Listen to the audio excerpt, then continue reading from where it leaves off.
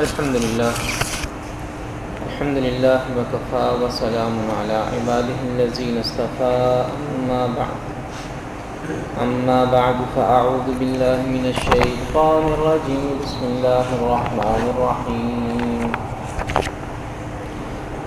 ألف لام ميم را تلك آيات الكتاب والذي أنزل إليك من ربك الحق ولكن أكثر الناس لا يؤمنون صدق الله العظيم وصدق رسوله النبي الكريم اللهم صل على سيدنا محمد وعلى آل سيدنا محمد وأصحاب سيدنا محمد وبارک وسلم علیہ۔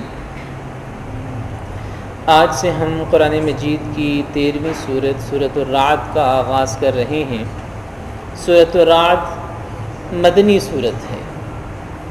مدنی صورت کا مطلب یہ ہے کہ مدنی زندگی میں نازل ہوئی۔ جو صورتیں حضور نبی کریم صلی اللہ تعالیٰ علیہ وسلم کی مکی زندگی میں نازل ہوئیں انہیں مکی صورتیں کہا جاتا ہے، اور جو صورتیں مدنی دور میں نازل ہوئیں انہیں مدنی صورتیں کہا جاتا ہے۔ یعنی جو صورتیں ہجرت سے پہلے نازل ہوئیں وہ مکی صورتیں ہیں، اور جو صورتیں ہجرت کے بعد نازل ہوئیں وہ مدنی صورتیں ہیں۔ مکی اور مدنی صورتوں کا مزاج الگ الگ ہے، اور ان دونوں قسم کی صورتوں کے پیغامات احکامات بھی مختلف ہیں۔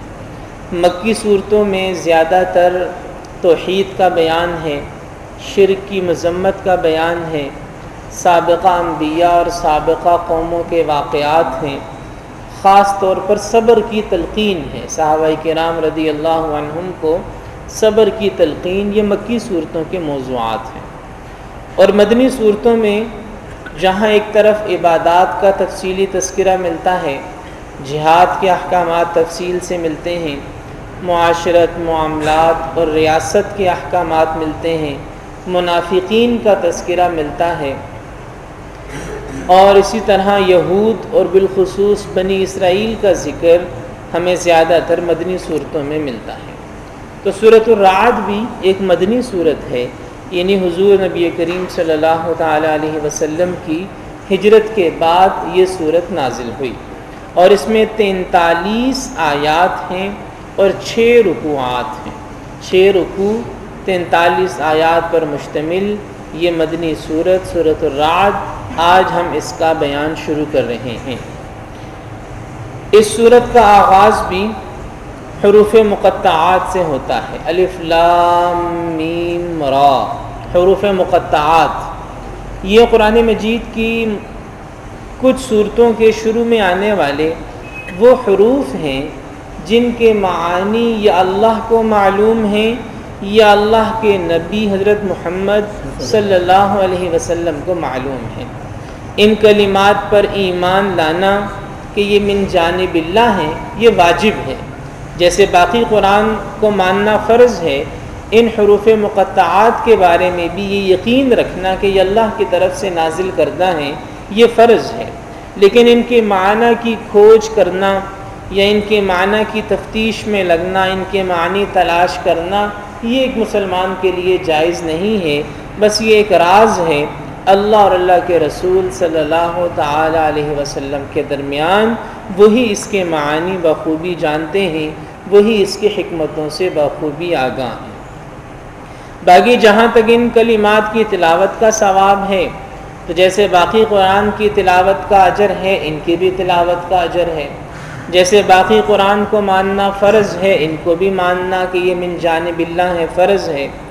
اور اسی طرح بعض مشائخ سے حروف مقطعات کو لکھ کر گھر یا دکان میں لگانے سے خیر و برکت کا حصول یہ بھی ثابت شدہ ہے۔ بعض علماء سے مشائخ سے منقول ہے کہ اگر حروف مقطعات کو کسی کاغذ پر لکھ کر گھر میں یا دکان میں لگا دیا جائے تو یہ اللہ کی رحمت و برکت کو متوجہ کرنے کا ایک ذریعہ بن سکتا ہے، اگرچہ اصل رحمت و برکت تو تبھی نازل ہوگی جب کاروبار میں حلال و حرام کا، جائز ناجائز کا، غلط اور درست کا خیال رکھتے ہوئے اللہ کے حکموں کو پورا کرتے ہوئے کاروبار و تجارت کریں گے۔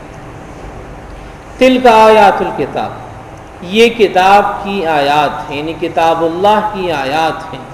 والذی انزل الیک من ربک الحق، اور جو آپ کی طرف، آپ کے رب کی طرف سے نازل کیا گیا ہے وہ حق ہے، اس کی حقانیت میں، اس کی سچائی میں کوئی شک نہیں ہے۔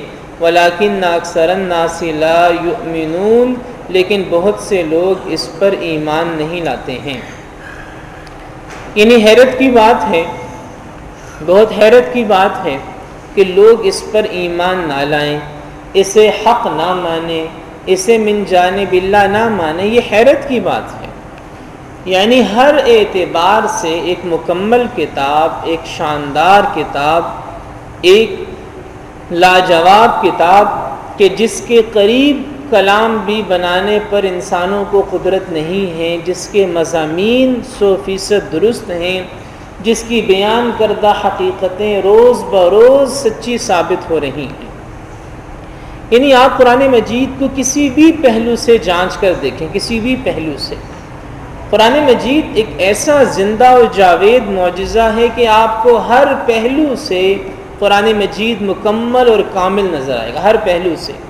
کئی پہلو ہو سکتے ہیں، ایک پہلو ہے اس کی تاثیر کا پہلو۔ قرآن مجید جادوئی اثر رکھتا ہے، اپنے حسن و جمال میں، اپنی خوبصورتی میں دلوں کے اندر تاثیر کا جادوئی اثر رکھتا ہے۔ کئی لوگ ایسے ہیں جو صرف اس وجہ سے مومن ہوئے کہ تلاوت سنی، کوئی سمجھ نہیں آ رہی، بس تلاوت سنی اور ایمان قبول کر لیا۔ ابھی پچھلے دنوں کی بات ہے کہ ایک آدمی نے ایک دکان میں، کسی دوسرے ملک میں، پاکستان سے باہر کسی ملک میں ایک آدمی نے اپنی دکان میں قرآن مجید کی تلاوت لگا رکھی تھی، موبائل پہ یا کسی بھی ریکارڈر پہ۔ تو ایک یہودی بوڑھا آیا، یہودی بوڑھا جس نے اس سے پہلے کبھی قرآن مجید نہیں سنا تھا، اور بوڑھا ہاتھ میں لاٹھی پکڑی ہوئی دکان کے اندر داخل ہوا تو مبہوت ہو گیا اور بے اختیار اس کی آنکھوں سے آنسو جاری ہو گئے، اور وہ اس دکاندار سے پوچھنے لگا کہ یہ کیا ہے۔ دکاندار مسلمان تھا، اس نے بتایا کہ یہ اللہ کا کلام ہے، قرآن مجید کی تلاوت جاری ہے۔ تو وہ بوڑھا کتنی دیر تک کھڑا ہو کر سنتا رہا اور روتا رہا، اس کی آنکھوں سے آنسو جاری ہوتے رہے کہ یہ کیسا زبردست اور شاندار کلام ہے، اس میں سوز و گداز ہے، اس میں حسن و جمال ہے کہ یہ میرے دل کو اپنی طرف کھینچ رہا ہے۔ اب ایک ایسا بوڑھا جو پہلے ہی بوڑھا ہے، نوجوان سنے تو اور بات ہے، بوڑھا آدمی اور یہودی، اور پہلے کبھی قرآن نہیں سنا، اور اسے یہ بھی نہیں معلوم کہ یہ کیا ہے، اسے نہیں پتا کہ یہ کیا پڑھا جا رہا ہے، بس وہ ایک آواز سن رہا ہے اور دکاندار سے پوچھتا ہے کہ یہ آواز مجھے اپنی طرف کھینچتی ہے، اسے نہیں معلوم کہ یہ کیا ہے۔ تو یہ میرے محترم بھائی اور دوستو، تاثیر دیکھ لیں آپ، اس کے مضامین کی سچائی دیکھ لیں آپ، حفظ قرآن کو دیکھ لیں کہ کیسے دلوں میں محفوظ ہو جاتا ہے، آپ اس کی پیشن گوئیاں دیکھ لیں کہ کیسے کیسے سائنسی معجزات قرآن مجید نے بیان کیے ہیں، آپ اس کی حفاظت دیکھ لیں کہ جب سے نازل ہوا ایک نقطے، ایک زیر زبر کا بھی فرق اس میں نہیں آیا۔ آپ اس کی تفسیر دیکھ لیں کہ جتنی تشریح اور تفسیر اور تفصیل قرآن مجید کی گئی، دنیا میں کسی کلام کی نہیں کی گئی۔ آپ اس کی اشاعت دیکھ لیں کہ جتنا قرآن مجید چھاپا گیا، جتنی اس کی اشاعت ہوئی، دنیا میں کسی کی کتاب کی نہیں ہوئی۔ آپ تلاوت دیکھ لیں کہ قرآن مجید دنیا میں سب سے زیادہ پڑھی جانے والی کتاب ہے۔ آپ اس کا ترجمہ دیکھ لیں کہ دنیا کی کوئی چھوٹی بڑی زبان ایسی نہیں ہے جس زبان میں قرآن مجید کا ترجمہ نہ ہوا ہو۔ ہر اعتبار سے مستقبل کی بات ہو قرآن خبر دیتا ہے، ماضی کی بات ہو قرآن خبر دیتا ہے، حال کی بات ہو قرآن خبر دیتا ہے، ادب کی بات ہو قرآن کا ادب بے مثال ہے، حفاظت کی بات ہو ایک نقطے کی تحریف سے بھی پاک ہے، اور دلوں میں محفوظ ہونے کی بات ہو انسانی تاریخ نے کسی کتاب کے اتنے حافظ پیدا نہیں کیے.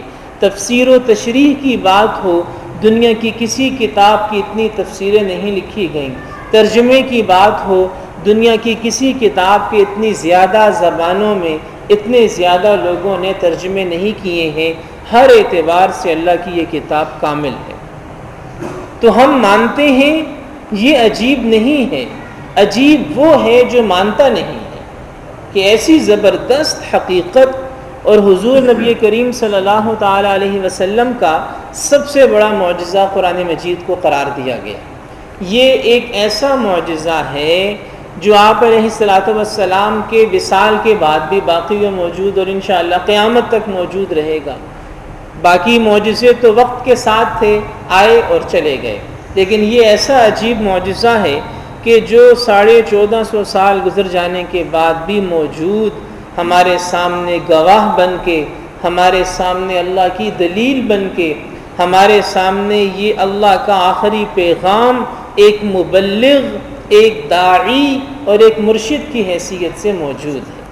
چونکہ اللہ تعالیٰ نے حضور نبی کریم صلی اللہ علیہ وسلم کو خاتم النبیین بنایا، تو اللہ نے اتمام حجت کے لیے قرآن مجید کو قیامت تک آنے والے آخری انسان تک پہنچایا. آج دنیا میں ایک آدمی دنیا کی کسی کونے میں رہتا ہو، کوئی زبان بولتا ہو، کسی رنگ نسل سے اس کا تعلق ہو، کسی ملک کا باشندہ ہو، قرآن پڑھنا چاہے تو پڑھ سکتا ہے. عربی میں پڑھنا چاہے عربی میں پڑھ سکتا ہے، انگریزی میں پڑھنا چاہے انگریزی میں پڑھ سکتا ہے، اپنی کسی زبان میں پڑھنا چاہے. آج قرآن تک رسائی ہر ایک کی ہے، ہر ایک کی. یہ جو لوگ کہتے ہیں جی کہ اگر کسی تک اللہ کا دین نہ پہنچا تو قیامت کے دن اس سے کیوں حساب ہوگا، تو اس کا جواب یہ آپ کے سامنے ہے. آج قرآن مجید سے استفادہ کرنا دنیا کے ہر شخص کے لیے ممکن ہے، ہر زبان میں ممکن ہے. اللہ تعالیٰ نے ایسا نظام بنایا، ایسا نظام چلایا کہ دنیا کا ایک ایک شخص آج قرآن مجید سے استفادہ کر سکتا ہے. ہدایت اگر حاصل کرنا چاہے تو کر سکتا ہے. کوئی رکاوٹ نہیں ہے، کوئی مانع نہیں ہے، کوئی اس کے اندر پریشانی اور تکلیف نہیں ہے. ہر ایک کے لیے اللہ نے ہر ایک ایک گھر کے اندر قرآن پہنچ سکتا ہے. بس کمپیوٹر کے اوپر لکھے اور قرآن مجید کھولے اور اس کی تلاوت شروع کر دے اور اس کو سمجھنا اور پڑھنا شروع کر دے. تو والذی انزل الیک من ربک الحق، جو آپ کی طرف آپ کے رب کی طرف سے نازل کیا گیا وہ حق ہے. ولکن اکثر الناس لا یؤمنون، حیرت اس بات کی ہے کہ پھر بھی اکثر لوگ اس پر ایمان نہیں لاتے. انشاءاللہ سورہ رعد کے اگلے موضوعات پر پھر بات ہوگی. اللہ پاک ہم میں سے ہر ایک کو عمل کی توفیق عطا